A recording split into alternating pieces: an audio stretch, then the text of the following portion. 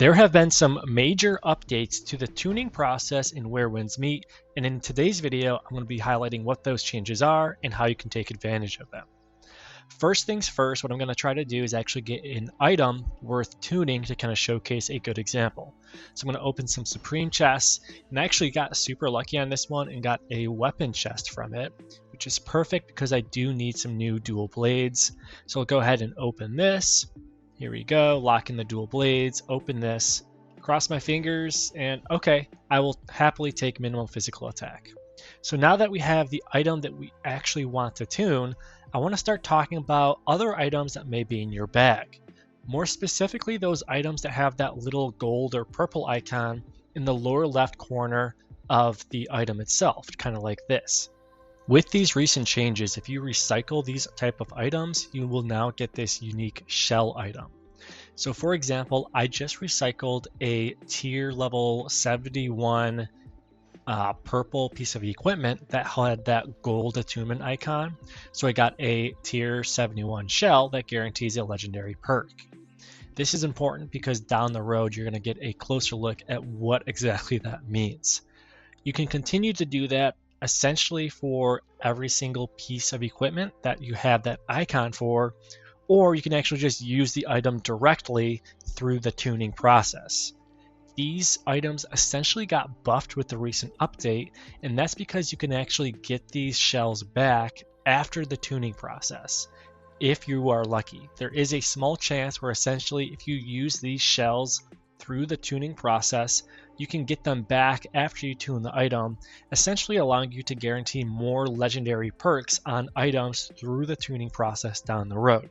I'm going to show you exactly what I'm talking about in just a second. But again, this is really specific to the item that you are recycling. Let's go ahead and start tuning my new dual blades now and kind of show you an example. I'm going to lock in all 4 of these shells, which does not contribute towards the experience to actually tune, but it does guarantee those gold perks. So now I'm just going to go ahead and throw some tuning stones in there to just fill up the experience that will grow on the left side of the screen there. And once I actually fill this up, I want you to take a close look at the left side of the screen at all of those different yellow pieces of text you see right there. And 2 of them are going to actually have a little bit of a pop-up. So you can see right there, those 2 on the bottom had a unique trigger, right? So I'm going to go ahead. I got some pretty bad perks, honestly, but I got 2 of the legendary shells back. This new system essentially allows you to rinse and repeat unique perks that have that guarantee attunement option on them. I will say it's probably best practice to just tune 1 shell at a time, because if you don't like a certain passive that you get, you can just basically throw away the weapon and save some additional shells. If you do like the perks that you rolled, then make sure you get that additional attribute, which could be either PvE specific or specific towards arenas. So make sure you do max out your weapon and tune it as much as possible to maximize your damage output.